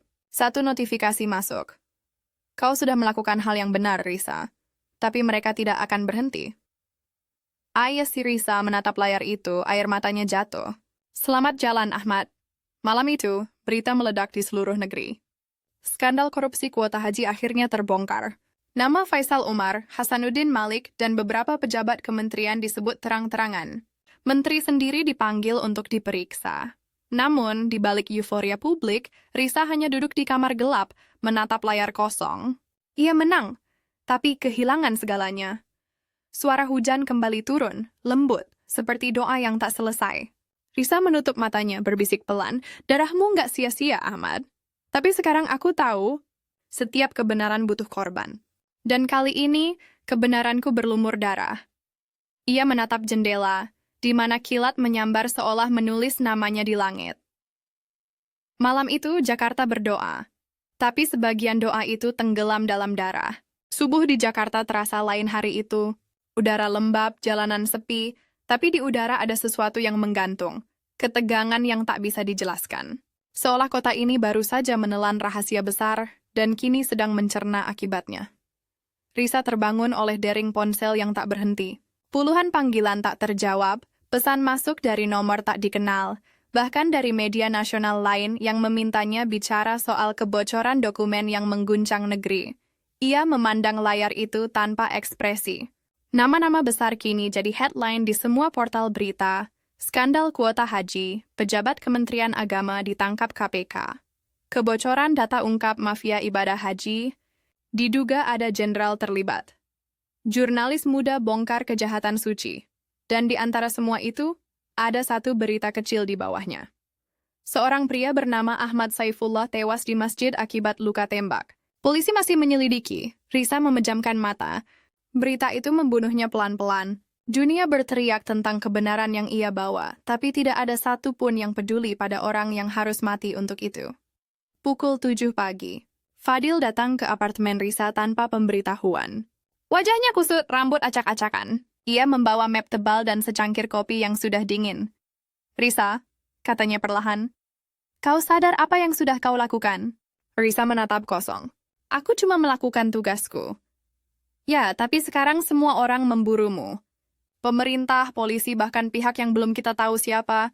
Kau sadar kan, data itu menyangkut nama orang-orang besar. Risa menarik napas panjang. Mereka pantas diseret ke cahaya. Dan kalau cahaya itu membakarmu juga? Keheningan jatuh. Fadil menatap Risa lama lalu duduk di kursi. Aku bangga sama kamu, Riz, tapi aku juga takut. Kebenaran yang kamu ungkap terlalu besar untuk dimenangkan sendirian. Risa menggeleng pelan. Aku nggak sendiri. Ahmad udah buktiin itu. Fadil menatapnya, matanya mulai basah. Dia bayar harga yang terlalu mahal. Mereka diam beberapa saat, hanya suara hujan pagi yang menetes dari luar jendela. Aroma kopi basi memenuhi ruangan, seolah waktu berhenti untuk mengenang sesuatu yang tak bisa kembali. Menjelang siang, Risa menerima email anonim. Alamat pengirimnya, sinar.di@kabahiprotonmail.com. Judulnya, mereka belum selesai, Risa. Ia membuka pesan itu dengan tangan gemetar. Di dalamnya hanya ada satu kalimat. Ahmad bukan satu-satunya yang menyamar. Di bawahnya, sebuah lampiran. Foto buram yang diambil di ruangan gelap. Risa membesarkan gambar itu. Terlihat seseorang berdiri di belakang meja besar, mengenakan seragam putih dan peci hitam. Wajahnya samar, tapi matanya menatap lurus ke arah kamera. Risa merasa dingin menjalari tubuhnya. Foto itu tampak diambil secara diam-diam dari balik tirai, mungkin oleh Ahmad sendiri sebelum tewas. Di bawah foto tertera catatan kecil dalam tulisan tangan yang ia kenal. Jika aku gagal, temui dia. Dia tahu segalanya. As Risa menatap layar lama, pikirannya berputar cepat. Siapa dia? Nendak mengapa Ahmad tak sempat menjelaskan sebelum malam itu? Hari berganti. Berita tentang korupsi kuota haji terus bergulir. Beberapa pejabat ditangkap, tapi anehnya, nama Faisal Umar tak pernah muncul lagi di media. Seolah seseorang berusaha menghapusnya dari catatan publik. Suatu sore, saat Risa menelusuri data tambahan di laptop cadangannya, ponselnya berdering. Nomor tak dikenal lagi. Suara di seberang terdengar serak dan pelan. Kalau kau ingin tahu kenapa Faisal hilang dari pemberitaan, datang ke Jalan Buncit nomor 235 malam ini. Sendirian. Sebelum Risa sempat menjawab, sambungan terputus. Ia terdiam sejenak. Lalu menatap kaca jendela. Bayangan wajahnya tampak lelah, tapi matanya menyala. Baiklah, gumamnya. Kalau ini permainan mereka, aku siap. Malam itu, langit kembali gelap. Jakarta seperti menyembunyikan luka dalam cahaya lampunya yang dingin. Risa tiba di alamat itu. Sebuah rumah tua berpagar besi, catnya mengelupas, jendela tertutup kain tebal. Tak ada tanda kehidupan, ia melangkah masuk pelan. Pintu terbuka dengan suara berderit. Aroma debu dan kayu tua menyengat. Di tengah ruangan ada meja kecil dengan satu amplop di atasnya. Risa mendekat membuka amplop itu. Di dalamnya ada foto, Faisal Umar, duduk di sebuah ruangan mewah. Bersama seseorang yang tak disangka-sangka, Risa hampir menjatuhkan foto itu.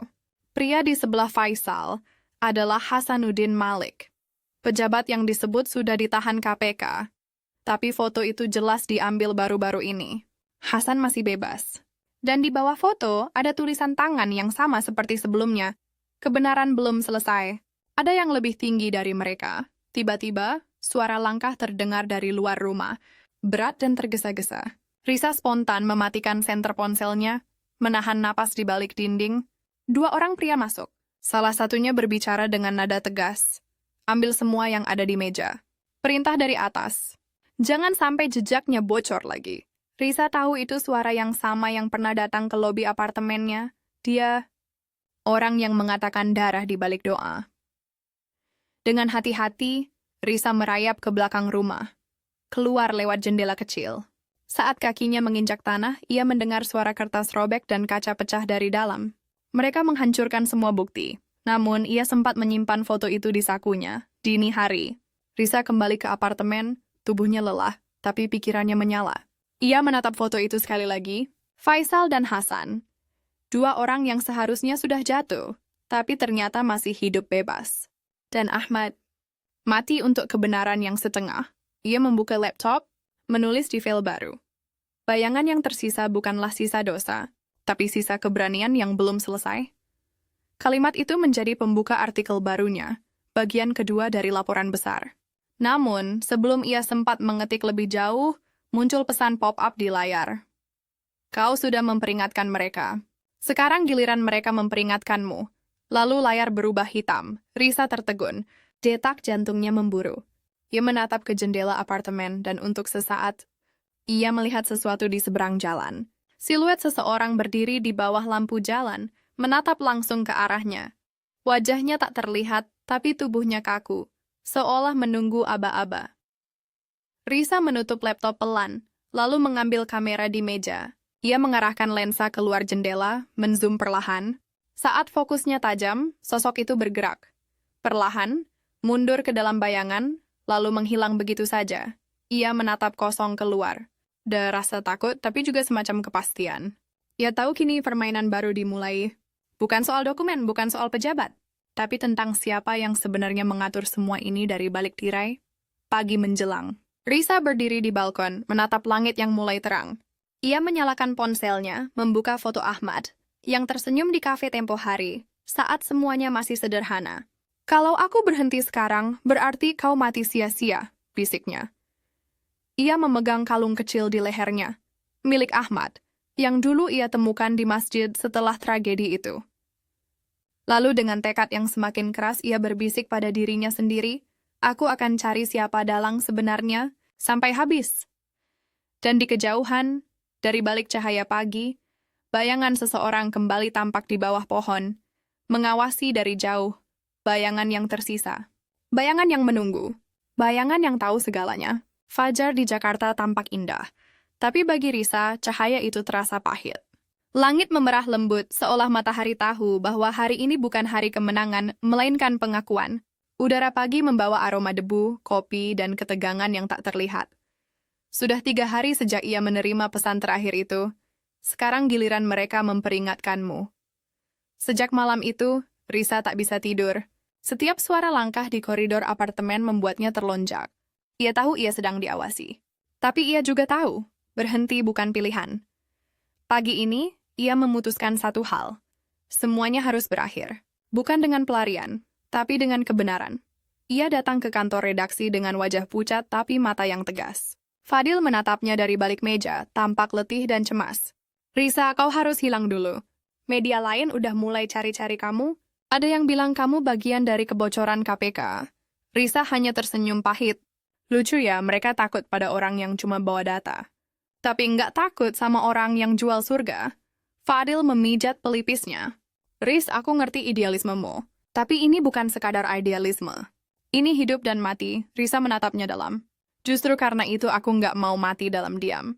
Ia menyerahkan satu flash disk ke Fadil. Kalau aku nggak kembali, publikasikan ini. Ini apa? Semua data yang tersisa, termasuk yang aku temukan di rumah tua itu. Ada sesuatu yang lebih besar dari Faisal dan Hasan. Fadil menatapnya lama. Kau yakin? Risa mengangguk. Kali ini, aku akan temui orang yang ada di puncak rantai ini. Sore menjelang malam. Langit berwarna jingga kehitaman, awan berat menumpuk di atas gedung-gedung kementerian. Risa mengenakan jaket abu dan topi, menyusup ke area belakang sebuah gedung tinggi di Menteng, gedung yang dipeta lama. KPK dulu tercatat sebagai Gedung Koordinasi Proyek Haji. Ia sudah tahu dari foto Ahmad bahwa ada seseorang yang lebih tinggi dari Faisal. Dan foto itu memperlihatkan pintu kayu berukir dengan logo khusus. Lambang lembaga itu. Ia masuk lewat pintu samping, berbekal ID palsu yang pernah diberikan Ahmad. Tak ada yang curiga. Lorong panjang berwarna putih itu sunyi, hanya terdengar bunyi AC dan langkah sepatunya yang bergema pelan. Sampai akhirnya ia tiba di depan ruang besar dengan tulisan kecil di pintu. Direktorat Dana Ibadah dan Pengawasan Internasional. Ia menelan ludah, membuka pintu pelan. Di dalam, seorang pria duduk membelakanginya, mengenakan jas hitam, kepala botak berkilat, sedang menatap layar besar penuh data dan angka. Risa, katanya tanpa menoleh. Aku tahu kau akan datang. Suara itu dingin tapi tenang. Suara yang sama yang dulu sering ia dengar di konferensi pers di balik mikrofon pemerintah. Suara Dr. Bima Prakoso, Sekretaris Jenderal Kementerian, orang yang selama ini mengatur semuanya dari balik layar. Jadi benar, Risa berkata pelan. Semua jejak berakhir di sini. Bima berputar perlahan. Tatapannya tenang, senyumnya bahkan ramah. Ahmad sudah melakukan tugasnya dengan baik. Risa membeku. Kau tahu tentang Ahmad? Tentu. Siapa yang kau pikir mengirim dia ke lapangan? Ia berjalan mendekat. Dia pikir sedang bekerja untuk KPK, padahal dia bekerja untukku. Aku butuh orang yang cukup berani untuk menggali kotoran orang lain agar aku bisa bersih. Risa menatapnya marah. Kau manipulasi dia. Kau bikin dia mati. Bima mengangkat alis. Kematian adalah bagian dari permainan kekuasaan, Risa. Ahmad tahu risikonya. Kau juga tahu, kan? Suasana ruangan jadi berat. Lampu redup berpendar di wajah Risa yang menahan emosi. Aku nggak main politik, katanya lirih. Aku cuma mau kebenaran. Bima tertawa pelan. Kebenaran? Anak muda, kebenaran itu cuma cerita yang dimenangkan oleh pihak yang lebih berkuasa. Kau pikir orang mau tahu kalau uang jamaah haji dipakai untuk kampanye? Untuk proyek pribadi presiden sebelumnya? Untuk membiayai lembaga amal yang pura-pura suci? Mereka nggak siap dengar itu. Kalau begitu, aku akan paksa mereka tahu. Risa berteriak, matanya berkilat. Ia mengeluarkan ponsel, menyalakan kamera. Sekarang aku sudah rekam semua kata-katamu, tapi Bima tersenyum santai. Kau pikir aku tidak siap untuk itu? Ia menekan tombol kecil di mejanya. Sinyal ponsel Risa langsung mati. Gedung ini kedap sinyal. Tak ada satupun keluar tanpa seizin kami. Risa menggertakkan gigi, langkahnya mundur sedikit. Namun sebelum ia sempat bereaksi lebih jauh, Bima mengeluarkan amplop coklat dan meletakkannya di meja. Ini, lihatlah. Risa membuka amplop itu dan hampir menjatuhkannya. Di dalamnya foto-foto dirinya sejak awal penyelidikan, di kafe bersama Ahmad, di masjid, di warnet, bahkan di apartemennya. Semua diambil diam-diam. Dan satu foto terakhir, Risa sedang memegang pistol di Masjid Nurul Aman malam saat Ahmad tewas. Risa memandang foto itu terpaku. Ini bohong, tentu saja, kata Bima pelan. Tapi siapa yang akan percaya padamu nanti? Kami punya bukti, kau punya cerita. Dunia lebih suka bukti. Risa menggigit bibir. Air matanya nyaris jatuh, tapi ia tahan. Kau mau aku diam ya? Aku mau kau bergabung. Risa menatapnya terkejut. Apa? Bima menatapnya dengan tatapan penuh kalkulasi. Kau punya pengaruh, nama, integritas. Dunia sudah percaya padamu. Bayangkan kalau kau menulis ulang ceritanya, dengan sedikit arah dari kau. Kita bisa bangun sistem baru, lebih teratur, lebih menguntungkan. Suara Risa bergetar, tapi tajam. Kau pikir aku bisa dijual? Bima tersenyum tipis. Semua orang bisa dibeli. Hanya harga dan waktunya yang berbeda. Hening. Suara jarum jam terdengar jelas. Risa menarik napas dalam, lalu berkata pelan tapi pasti. Kalau kebenaran harus dibeli, aku lebih memilih miskin. Ia berbalik, melangkah ke pintu, tapi dua pria berseragam hitam sudah menunggu di sana. Bawa dia, perintah Bima datar. Jangan sampai ada luka. Aku masih butuh dia bicara dengan nada yang manis di depan media nanti. Risa menatap sekeliling. Tak ada jalan keluar. Ia menutup mata sebentar, lalu mengingat kalimat terakhir Ahmad. Kalau aku gagal, teruskan. Jangan berhenti. Ketika dua pria itu mendekat, Risa tiba-tiba membanting kamera ke lantai, lensa pecah, tapi dari serpihan itu keluar chip kecil. Ia injak, lalu seolah menyerah. Bima tersenyum puas. Begitu lebih baik. Beberapa jam kemudian, berita mengejutkan tersebar di media. Jurnalis Risa Pradana ditangkap karena manipulasi data kasus kuota haji. Pemerintah tegaskan tidak ada pejabat terlibat dalam dugaan korupsi haji. Seluruh negeri berguncang lagi. Tapi kali ini bukan karena kebenaran, melainkan manipulasi. Risa duduk di ruang interogasi, sendirian.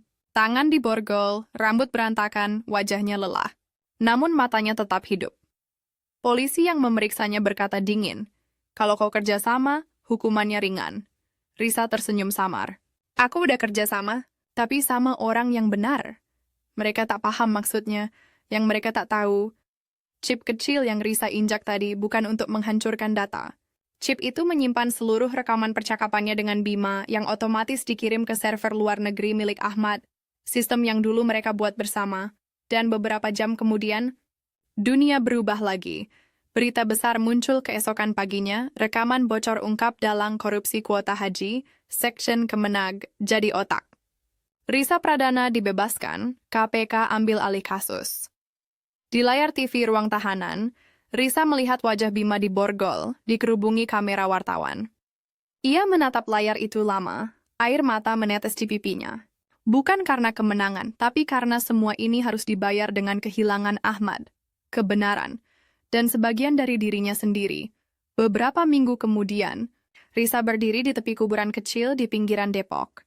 Nisan sederhana bertuliskan, Ahmad Saifullah, pejuang kebenaran yang terlupakan. Ia menaruh setangkai mawar putih. Angin sore bertiup lembut, membawa aroma tanah basah dan doa yang tak bersuara. Semua sudah selesai, Ahmad, bisiknya. Kebenaran akhirnya menang. Walau aku kehilangan segalanya, ia menatap langit yang mulai jingga, cahaya matahari menembus awan seperti cahaya suci di ujung kegelapan. Matahari di balik dosa, gumamnya pelan, selalu datang untuk mereka yang bertahan. Risa berbalik, melangkah pergi dengan langkah mantap. Di kejauhan kamera televisi memotretnya, bukan lagi sebagai tersangka, tapi sebagai simbol keberanian. Namun di antara kerumunan wartawan, seseorang berdiri diam, mengenakan jaket hitam dan topi. Ia menatap Risa lama, lalu tersenyum samar. Sosok itu menghilang ke antara bayangan. Dan untuk pertama kalinya, Risa merasa mungkin perjuangan belum benar-benar selesai. Matahari memang sudah muncul, tapi bayangan kebenaran Peri selalu akan menunggu di balik cahaya.